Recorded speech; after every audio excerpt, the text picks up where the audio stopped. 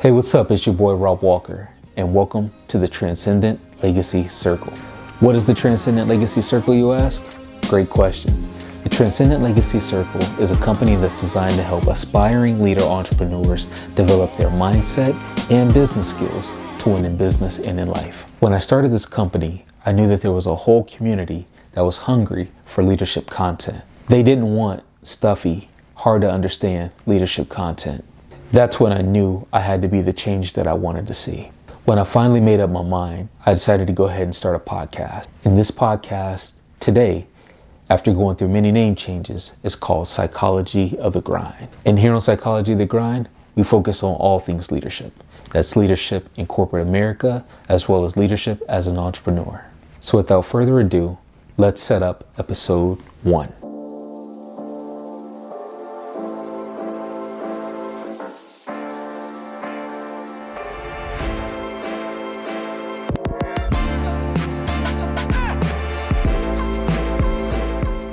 Let me first start off by saying this episode is extremely special to me. I had the opportunity to interview one of the greatest leaders that I know, my dad, Robbie C. Walker.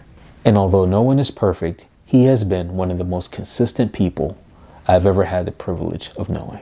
And when I say consistent, I mean in both action and attitude. It was just a pleasure just to be able to have him on the podcast and be able to pick his brain. You'll even get a chance to see my nervousness and hear and see my nervousness, which I think is really cool and wouldn't change for anything just because there is so much respect there. We got a chance to go through his experience as a sergeant in the U.S. Army, all the way up till retirement and present day with his newfound organization, Healing Invisible Wounds, which is for military veterans who experience PTSD. If you're not familiar with this book right here, Leadership 2.0, our interview is an absolute masterclass in this book without even trying. When you first open this book, they tell you that there's a test in here that you should take. And that test is going to ultimately tell you what areas you need to focus in on, where you're weak. It also explains some of your strengths. And on page 3, they talk about core leadership skills. And on page 7, it talks about adaptive leadership skills. And they talk about things like vision and having the courage to lead, decision making, communication, mobilizing other people, taking risks, being result focused, agility. We literally discussed almost every last one of those topics without even trying.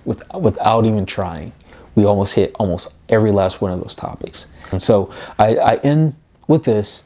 I apologize for the quality of the video. We were having some technical difficulties with our initial setup, but if you're just listening to the audio, soak it in. And if you're watching the visual, I just threw it up because, well, why not? I introduce to you the first episode of Psychology of the Grind. Rob Walker with Robbie Walker. Peace. Well, thank you so much for allowing me to be the first. That's awesome. Glad to be here and to participate with you to get everything jump started. So, willing to share any information you need and tell you how I got to where I am. No, for sure. I think a great place to start would be just maybe like a little bit of your background, like maybe just kind of go through some of the positions that you've held leading up till retirement. Well, it starts back at an early age. I think being on like the sports field and basketball and being a point guard for the team, you learn to execute different strategies and direct people, which is an awesome thing if you can get people to follow you. However, as you grow older, you have to have some education behind you to know what you're talking about. to in order to lead. So over the years, I've done everything from the military, which was my first real test of leadership. And once I uh, completed that mission, I got out and went back to school, which is you find yourself in school with younger people as a veteran, but you got all this life experience, and that doesn't really come clean in a book. So you have lived experiences so that you can teach and guide others, and then so you take that and you utilize it in the best way possible to benefit yourself and others, family, friends, and people who you know. And so that's kind of where I'm at now. My life experiences has led me to be a, a owner, a business owner, a small business owner, a leader in the American Legion and other patriotic groups, and then also uh, being a landlord. So you learn how to deal with people in many aspects. No, that's really cool. That's really cool. And of course, obviously I've kind of been around and kind of been around it a little bit. So I think it's a great place to start. I think one of the things that I guess first comes to my mind is when you think about like some of your earliest memories of just like leading others, as well as like leading yourself. You mentioned like basketball and kind of starting there on the court. Um, was there anything, I guess I would say like maybe like within your household where you kind of had to like take the reins early on and kind of you kind of got your first chances at leading others? Yeah, actually, I not only led others, I led my older siblings. So I was in charge of them, which is kind of odd, but they respected and honored what I had to say. But my validation came from my parents, who knew that I had this in me, and everybody understood. As long as you were doing the right thing, the outcome would be good. But when there was, you have to be trusted to do the right thing. So I think that's what put me over the top uh, of my brothers and sisters. I had that trust and confidence from my family. And would you say at first it was challenging, or did they just kind of go right along with it like right from the start? Well, I think it's a pecking order, but yeah, I think it eventually fell into place. And it's what's funny is you have this authority, but you can't abuse it. Right. But a lot of times when the parents weren't in the vicinity, you get a little bit of retribution, sometimes. But overall, I think they learn to respect that. Moving on to like when you decided to make that transition from just high school into say like early college and then going into the military. What was that time like when you had to make those tough decisions? I think what helped with the decision was knowing uh, what hard work really was, and so I credit my parents. So when you work hard and you earn money from that hard work, you're not too quick to go and blow it. You want to save it. You want to do because you know how hard it is to get it. So with that type of discipline, going into after leaving high school, going into the couple of years of college, and then into the military, it was almost seamless because I had the discipline and the I guess the education and everything to just utilize that system to promote myself because it's the type of system where they want you to excel. So if you have all the right tools in the right system, that's easy to do. And what would you say like a lot of that early discipline came from? Would you say that was like just the way that you guys grew up, or would you say like that Yeah, was just more of just who you were as an individual? I think it's both, but more so the way you were brought up. back in those days, in the early '60s, uh, there was a there was a simple time, but most of the mandate was there was no questions. Like you see kids now talking back to the parents and questioning and everything. It wasn't that time. You did what you were supposed to do, and you would reap whatever benefit by doing that. But if you went against the grain, obviously, uh, I had a lot of secondhand conditioning, but I didn't want to, challenge the authority like that. But you know, it led me to be a better person. No, that makes sense. That makes sense. When you think about like starting to sort of like develop that mindset that to kind of cultivate that leader within you, what were those early days like? What were you doing a lot of reading or like kind of like because it's different than today's time where there's like Google, if you want to, go on Google and ask it something, it can spit something back out to you. I know it wasn't like that back then. So was that time more, like reading books, or was it just reaching out to people who had been there, done that, or what was Uh, that like? I've always been the type to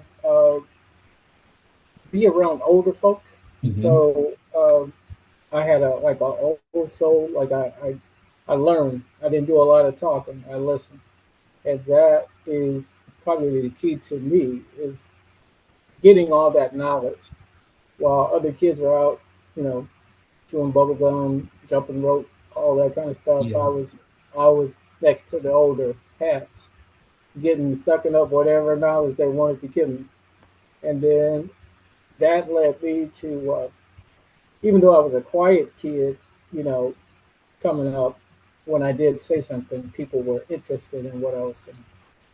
And I think I find that a lot too, like with myself, just the fact that because I don't say a whole lot when I do have something to say, people are Yeah, more apt to hear me out than not. Um, absolutely. when you first joined the service and and you started to get your feet wet and you're kind of looking around just trying to survey the landscape, what was some of the things that you noticed, maybe like let's say with the people who you were coming in with, were they did you find that you were like more ambitious than a lot of them were, or did a lot of them kind of come in ambitious? Well, I think like I said earlier, it was really competitive. It was. You don't like come into the service to stay one rank. You Mhm. either want to excel or it's always about going to the next level, whether it's enlisted or officer ranks. And so you have to compete, and you have to find that peace in yourself that you're one of the best, and that you can compete.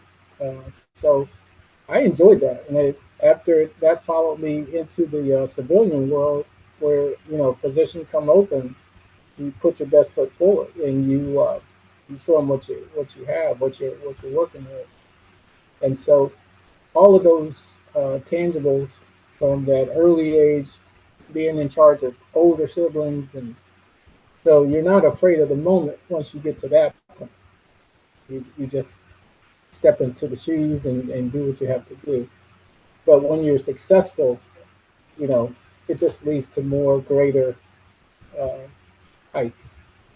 When you, I mean, obviously when you step into those shoes and you get your opportunities, you face some sort of setbacks. Maybe you might get some pushback from some people who don't want to take you seriously or whatever the case may be.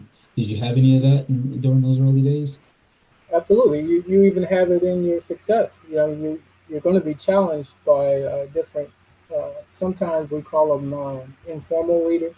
They're always the ones outside the box that Yeah, want to have their own crew and talk about you're not this and you're not that. But that's what you have to overcome in order to be great or to be successful. You got to even have them in your camp. And so, if you can change their mindset, that's a challenge. And yeah. to get that resolved, if they see you successful, they're more likely to come over. But you need that to challenge you, because if everything was gravy, you wouldn't struggle to become higher. So I take those on, and even today at this age, and even though you've been tested and people know that, that don't mean they won't come for you again. Hmm. So it's always a evolution where you gotta either meet the moment or meet the demand, or you gotta go higher, and then you challenge yourself, and that in itself is awesome if you can do it. And I think that brings up a good point. So like as you're you're feeling your way around, early mid 20s, all in that time period, and you're still figuring out who you are as an individual. How were you able to figure out what your leadership style was? I think my leadership style it should be based on your personality and your character, the type of leader. Like if you're loud and you know braggadocious and you want to tout what you got, there's people like that walk around with everything on their sleeve. They got to be heard. They're the loudest in the room. But when you're confident in what you're doing and you know what you know by Hmm. by getting the education, it's the thing that success is built on. Education, knowledge, leadership, all these types of skills, and you got to know who you are. So you may want to be loud. You see somebody, okay, he's loud, let me be loud, but that may not work for you. So you have to be who you are, and then utilize that to your advantage. Absolutely. Like you said, if you don't talk much and people hear you when you say something, I want to hear what's the rest of that. Why did you say that? You don't give them what they need, but know what you're talking about. Yeah, I know that's key. That's key. I know in this last role that I held, when they brought on a bunch of new leaders, you had people who were at different ages and different stages, and so what I found was you had the younger people who were um, well, as they say, doing the most. They were doing the most because they were Right, trying to show that they deserved to be there. Whereas you had other people who were more like me, where, it's kind of like, let them go ahead and have that because I'm confident and I know that in what I bring to the table. So I don't feel the need to right, be seen all the time. I can have my one-on-one conversations, and in the moment while we're all together, they can be the ones that are loud and I can, play my part. right, So I realized that really fast that you have those that they feel the need to be heard because they're trying to make sure that they're qualified to be there. right, right. Yeah, and that's usually the case. But people usually see something within you, and then you have to eventually see it in yourself, so that you can utilize it, you know.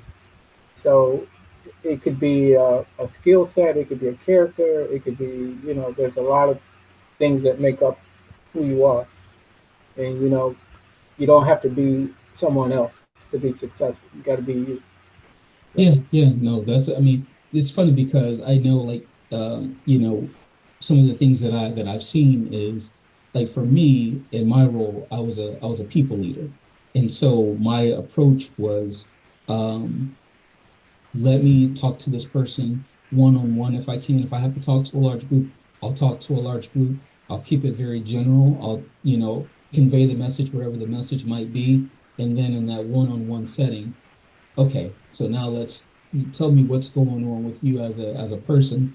If we can build this one on one connection, then I can figure out how I can help you with whatever you might be dealing with. And in right, turn, I expect for you to um, meet me where I need you to be and to produce and to put out. And for me, that worked for me. But for the person who I had to report to, they're looking for outcomes. So when you have other leaders who are more, they don't really care for the whole one-on-one get to know. They're more so result driven versus getting to know their people. I understand that there's different types of leadership, that there's different times for that. Was there ever a time for you where you had to kind of go back and forth between the two, whether it was driving outcomes versus getting to know? I think the military was excellent at that particular type of situation because no matter what your rank or title is, you're always in between somebody, either lower and higher. You're somewhere in the middle, and so you have to deal with that. And it comes in all types of sizes, gender. Uh, it's just incredible what you learn to deal with. So there's nothing you can't really handle if you can handle yourself. If you can be who you are and not let people push you outside of who you are. You know, I Well, think is the ingredient that you gotta figure. well, I know it's kind of like we kind of talked, the other day, and you were just kind of saying, leadership in the military is different, in many cases because it's life or death in a lot, in a lot of cases, and Yes, so you kind of have to listen to, you know what I mean, because it could really be that serious. And okay. so I think that that's actually really cool in the sense that that's a whole different level of leadership. You know what I mean when you think about it that way. It gives you like um, great joy. Like if you to be in a combat situation and you survive it, because everybody's dependent on each other, Hmm. in order to accomplish the mission. And even though that's a kind of a drastic view, I mean, civilian life is not that complicated, but you still have an outcome that you want to obtain. So once you learn how to lead, and when everybody buys in, like you said, we have maybe one or two outsiders, but when they see the success is for the whole team. Everybody wins.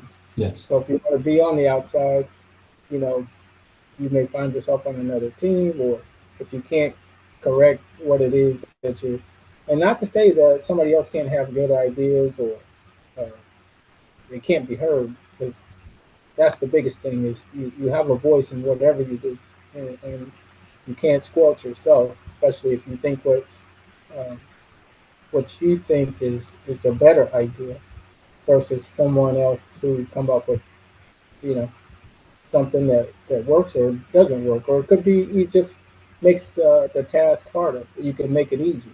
It's Hmm. just you don't have to be all of that, but you have to utilize what you got, And, whether that's your skills or your people. and you use the word that we used to use a lot, and that is buy-in. And that Mm-hmm. when my job was to um, help these contractors do their job at the highest level, they tend to come with a lot of problems because um, I'm kind of trying to dance around the name of the company, but the way that the company worked is you had people who worked directly for the company, and then you had contractors. So the people who worked directly for the company, they understood that this could be a career path for them. Whereas for the contractors, this was more of just a job until the next contract came along. Right.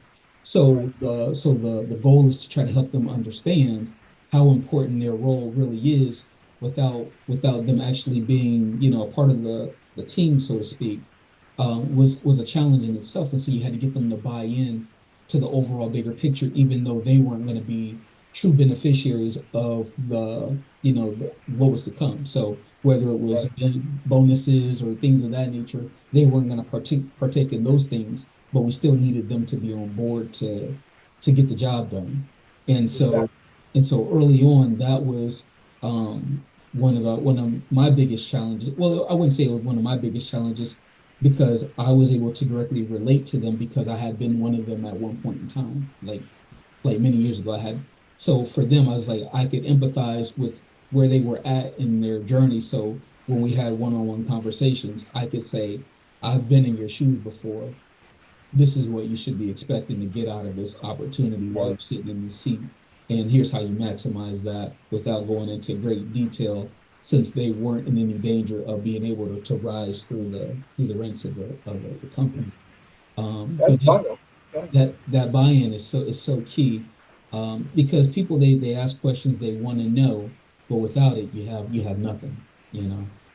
But So if you were unable to answer those questions, then that they would bypass you. You know, they would look for other leadership and see, and that's where you were effective because you had the answers.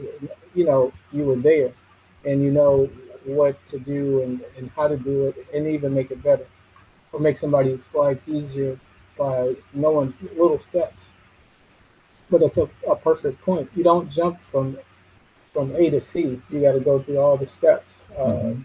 to become a leader, like we were, do. were there any I guess like any habits or skills or anything that you did, just maybe you saw someone else do, or something that you did on your own merit that kind of helped you start to develop maybe like a routine or some habits that helped you in any way? I look for I look for people who are similar to me. You know, I look for people who may not be so loud, may not be so uh, boisterous, and find out how they went about their work. And a lot of times it came down to knowledge. You know, most of them were excellent education uh, gathering. I always look to gain uh, education the whole way through my whole journey. That's been the one thread that's coming through uh, up until now. So I I tend to let I'm the type of leader that I let people speak their minds. You know, especially to one another, and just know what the outcome is. It's got to be, and how we get to it. We're going to use the best option. You know, Mhm. but be prepared to make that call. And once you make it, you have to live with it. You know, I know we didn't touch on them specifically, but you mentioned, entrepreneur. You have your own business now. You've done the military thing. You've done corrections. You've done all of these different things. Was there one that challenged you any more than the other? Any particular field that I challenged you think more than the other? I think combat challenged me the most. So anything else was a step down. So once I got out of service, I felt like there was no. I mean, not that you can't be harmed outside of the military, but coming off the battlefield to civilian life, uh, the adrenaline is a big drop. And, but the competitiveness is still there. So you may be in a different system, but you still want to elevate in Mhm. that system. And so no matter where I find myself, you know, it's always about trying to grow or become better or to do more. Um, I think I'm an overachiever. Uh, I don't know how I got there, but it must be something about setting goals and reaching them that drives me. So that's the way I go about life. Do you still use well, let me rephrase that. What are some of the things that you still, I'm gonna say, carry with you to this day that you may have taken away from the military, whether it's, getting up at a certain time, or a certain schedule or routine, or whatever it might be. Yeah, I think overcoming obstacles. You know, Yeah. because that's what they put in front of you all the time, and so you can't be a leader if you can't meet those obstacles. You know, so life is can be an obstacle. Job can be an obstacle. Uh, Finding ways around or through or over an obstacle is what the military. I had it from my life experience, and Mhm. it carries over into my personal life. And you know, every situation is not great. I try to meet people where they are, Mhm. and then try to go from there. So, you know, even in my business, when people come in, I find out where they are, and then I pick them up from there and take them to the next level. And so they're amazed because um, I don't know, their expectations are met and sometimes exceeded. Um, No, but it's it's all about finding out how who they are, where they are, what they need. no, and I love that because you know, the last time I was home, and you had your latest project, which I wanted to kind of spend a little bit of a couple minutes on.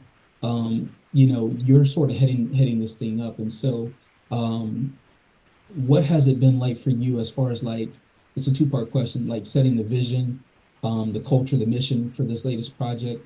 Obviously, I know you're not doing it alone, and then also I guess the second part of that question would be um, during my time there at the Legion, everybody kept coming up to me telling me how great you were and how you've been so instrumental in all these different things.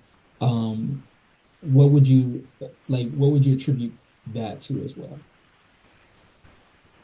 I would say C.W. Walker and Lizzie Mae Walker, who had the trust and the love for me to, you know, tell me who I was and told me to go be that. Go out there and do that. You have it. So it's funny, you get these accolades from people, but it's a steady stream of work, you Mhm. know. So if they call on you, you always answer the bell. So I Mhm. think that's probably part of it. I'm never going to shy away from what has to be done and how we could do it. So once they see it done, they know you can do it. Yeah. So if I need you, I'm going to call you, and then we'll figure it out. But the mission, kind of just like in life, sometimes things just grow.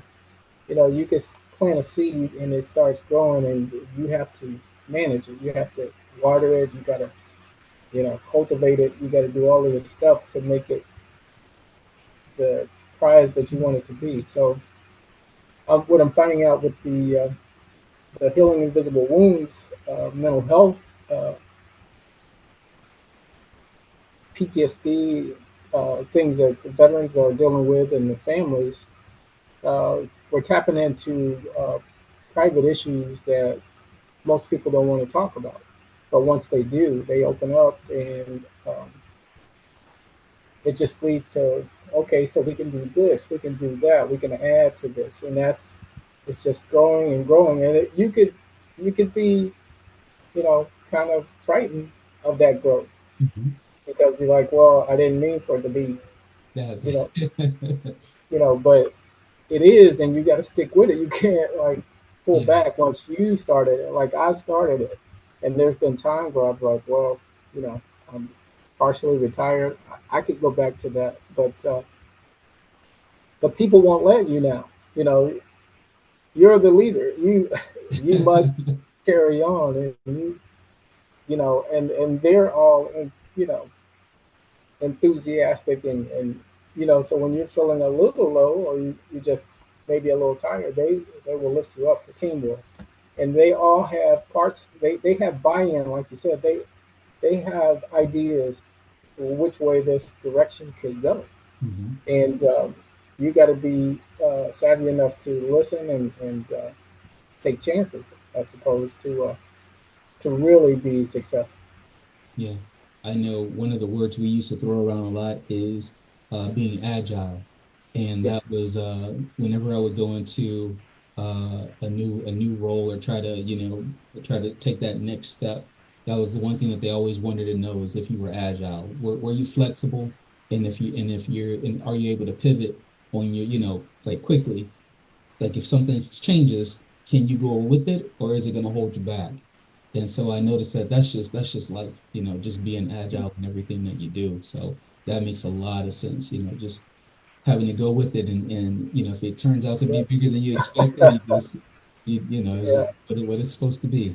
It's a great point. And coming through the ranks, a lot of people want to be successful, but they don't really know how.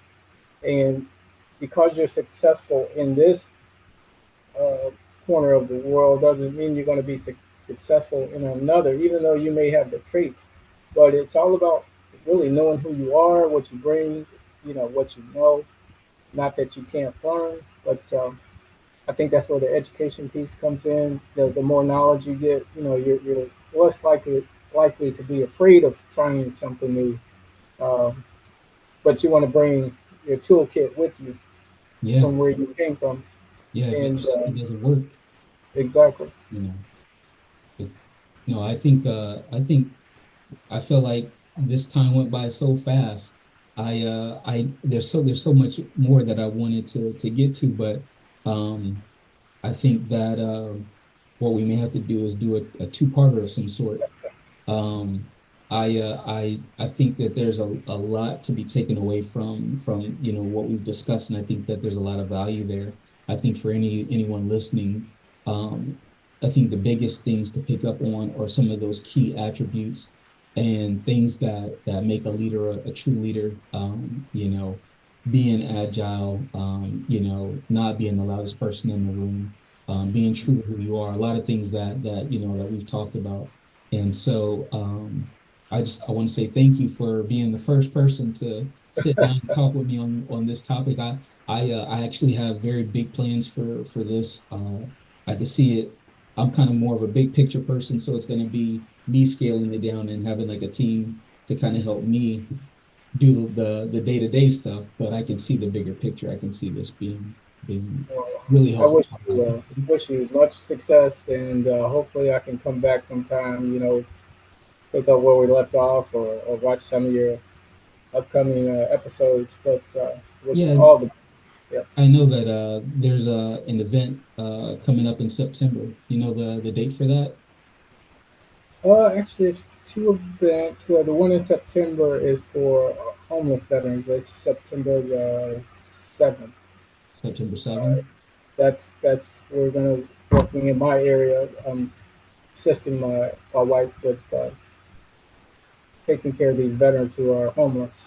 And then on November the 9th, which is a Saturday too, we'll be doing our third conference for healing invisible wounds, which is mental health, family systems, how to work through these um, problems and situations that veterans find themselves in. No, perfect, perfect. We'll be sure to plug both of those. And thanks again, Dad. I really appreciate it. Thank you.